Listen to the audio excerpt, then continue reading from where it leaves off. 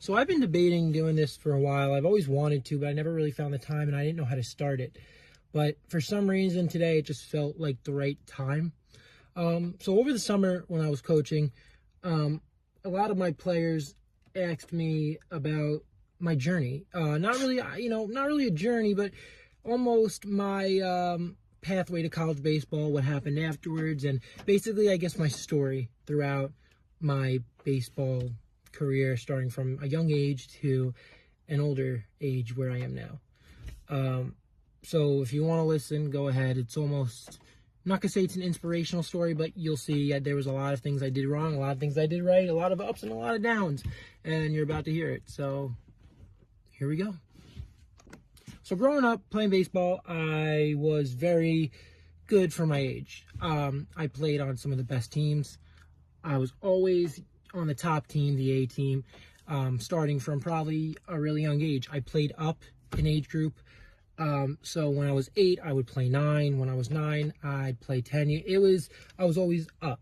So there were times I'd stay a year back just to get more development, but it was good. I was very good for my age, and I loved it. I loved practicing at a young age. You have all that energy just bottled up inside. I need to let out. So for me, baseball was almost like a medicine. It helped me just live life and have fun.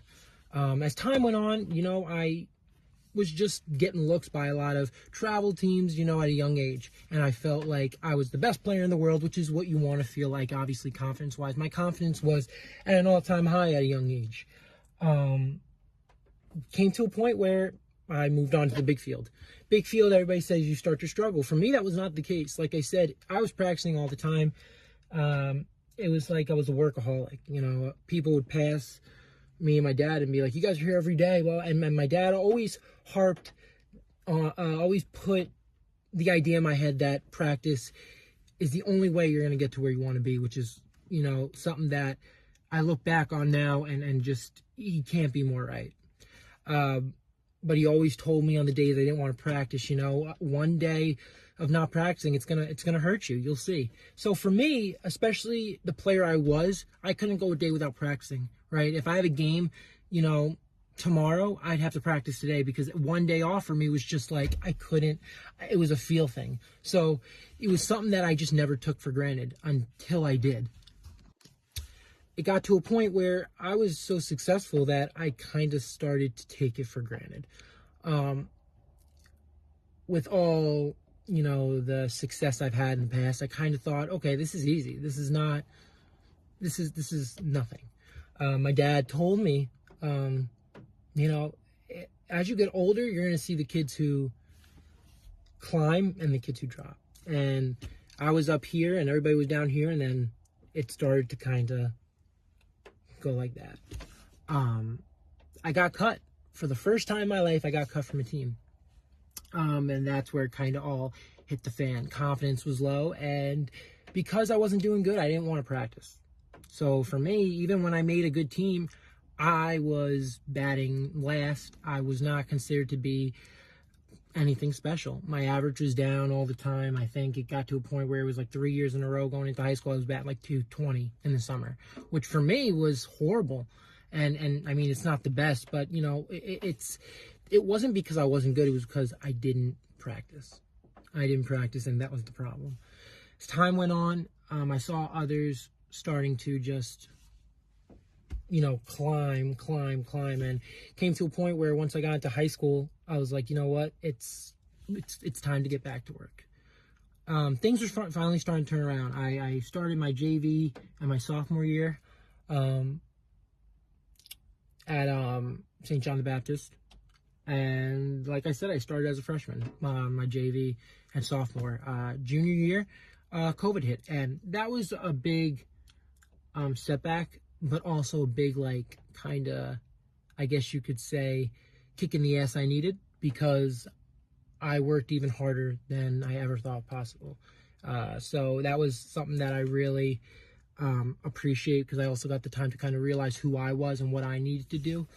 So my junior year got canceled, and then my senior year came, and because of the work that I didn't do in the past, I didn't really play. I'd play here and there, but I wasn't anything spectacular. it was hard for me to get offers. A lot of people ask me, how many offers you get. And to be honest, I don't even think I got 3. I think I got 1 or 2 offers, and that was it. And because of what I wanted to study at the time, there was really no other schools I can look at because a lot of them didn't have my major. So for me, it was really difficult to get into a school. No matter how much work I was putting in, the past 3 years, I'm like, I finally started to get it, and I'm putting in the work, but I couldn't get an offer. I'm not the fastest player. Everybody knows that. I wasn't the strongest at the time, and I was just an average player who would get you, his hits, but no power, or no speed. And that was something that coaches wanted to see. So for me, it was really rough to get an offer. I finally got my 1 offer that I needed, and I took it. And then that's when things started to click, and it started to go good. I went to college. I played fall ball, my first fall ball year in college, and I wanted to be the starter. For a freshman, that's pretty hard. Thankfully, I was in an inaugural program, so it was their first year, but unfortunately, on the depth chart, I was not the starter. Now, for me, I knew that this has happened to me a lot in the past. People who know me know that I'm not one to get the first look. I'm not, I'm always the one to be second. And that was this case for college. We went to Florida, and, going into Florida, I felt confident because I busted my butt throughout the whole off season. At the time, I lived on a different campus. So in my college, there's 2 campuses. There's Albany and Troy. I lived on the Troy campus while everything, armory, hitting, cages, everything was in Albany. So after my classes, I'd shoot over to Albany, which is like a 20-minute drive, and be there for hours and hours just hitting, and then finally lift. And it was every single day. I think I took Friday off, and that was it. And it was just a grind, man. And I remember I was, hitting one day, and somebody came up to me, one of my teammates, and goes, "You just don't stop." And I told them, I need this.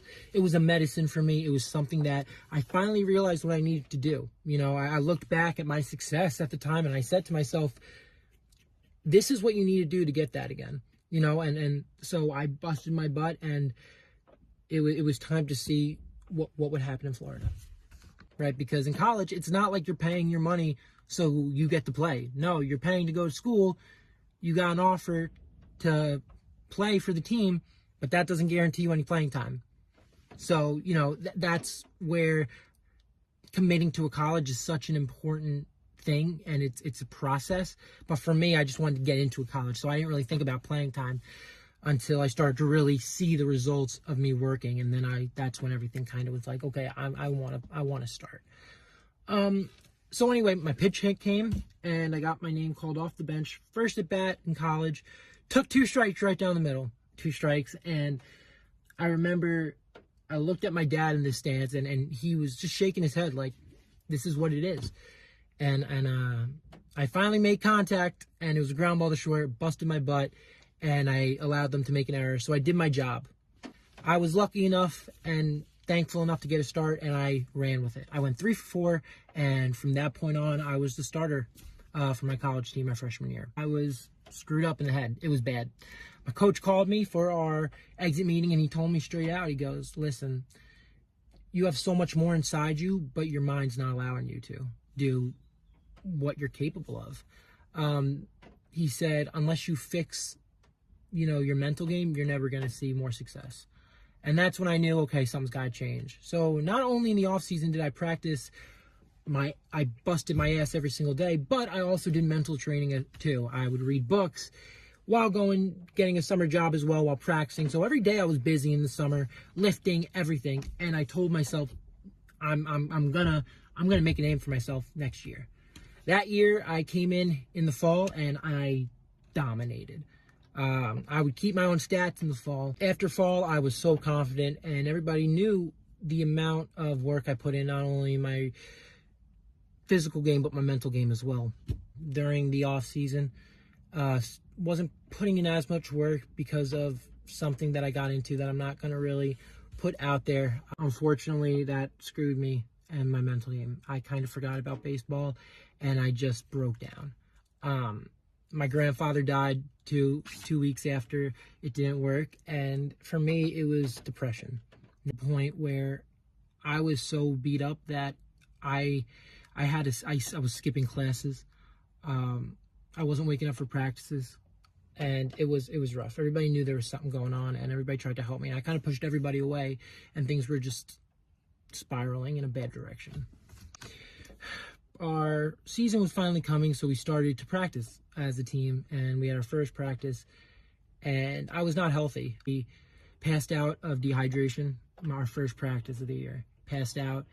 And, my coach came up to me afterwards and said, listen, like, you're not healthy. You need to hydrate. You need to do what you got to do. The next practice is where everything kind of changed. I want to say not only the year, but my life. Unfortunately, I wasn't locked in. During one of our practices, we were doing drills, and I guess I wasn't focused enough. And we were doing double plays. I wasn't looking, and we were going at a fast pace. Everybody was letting it go, and I played first. When I was not looking, they turned two, and it hit me in the side of the head. My head hit the side of my head and almost hit directly in my temple, which would have been bad. I got right back up, and I thought I was okay, and then I just passed out. Everybody was worried. They stopped the practice, and everybody surrounded me. We called our trainers, and we didn't know whether we were going to call 911 or if somebody was going to drive me. We decided at the time it was best if we just didn't wait and we drove me. So we rushed me to the hospital, and that night I was there for probably a few hours, a good amount, and they had to do scans on my head, make sure there wasn't bleeding to my brain, and they said it could have caused severe brain damage, or, thank God, I don't want to get to this point, but I could have been not here anymore. It was just a bad concussion. That night, I slept and I woke up and I couldn't really eat or talk. It was in a lot of pain. As time went on, I had to go for concussion tests every day, symptoms. And for me, baseball was the only thing I had left. So I had to play. I had to. I was hiding my symptoms. I was going in my bathroom a lot. I was puking, and told everybody I was fine when I wasn't. I was putting zeros on symptoms tests that, to clear you. And then, I was getting rushed back to the hospital because I was in pain and all that. It was rough. Like I said, I faked some of the symptoms, which wasn't smart, and I got cleared. Shouldn't have been cleared, but I was cleared. We went to Florida, and because I was so depressed on everything, I think that's what allowed me to do so good. I went into Florida and I batted .536 for that week. I was the player of the week, conference player of the week, and I haven't practiced. It was a while before I got back. It wasn't 2 weeks. It was a lot longer, which is why it was getting me more depressed. Like I said, I was not feeling good in Florida. First game back, got hit in the head again by a knee. Somebody kneed me in the head. Collision at first base, and I stayed in when I probably shouldn't have. I heard ringing in my ears, and I felt like I was going to vomit. I didn't, thankfully, but you could tell throughout the Florida trip I was out of shape. I was always gasping for air, and it was rough. But I decided to keep it moving. That year, once again, finished the year, and I hit pretty good. I hit .330, won second team all conference, and hit pretty good in the playoffs. Hit .315 in the playoffs, and like I said, won a few awards and stuff for baseball. Conference Player of the Week, Gator of the Week, which is our college Player of the Week. And, all conference. So it was a good year. Summer hit, and I noticed something was off. I didn't say anything, but I noticed something was off. Even during the year, I noticed I wasn't seeing the ball as great, but I was obviously still able to kind of keep up because I hit pretty good. Went to the eye doctor, booked an appointment, and they said if anything has changed with my vision. And I said, no, like, it's the same prescription. I wear reading glasses. And they told me, well, something's wrong with your left eye. So I was a little confused, which is my front hitting eye. And they said, we want to do a test. We want to run some tests. My perception wasn't as good as it used to be. I'm not blind or anything, which is good, but my perception isn't good. They said it's not as good as it used to be. And they said this could either be caused by, just getting older, or you could have got hit or, collision maybe. And they asked me, was there anything that happened? I said, I got a concussion.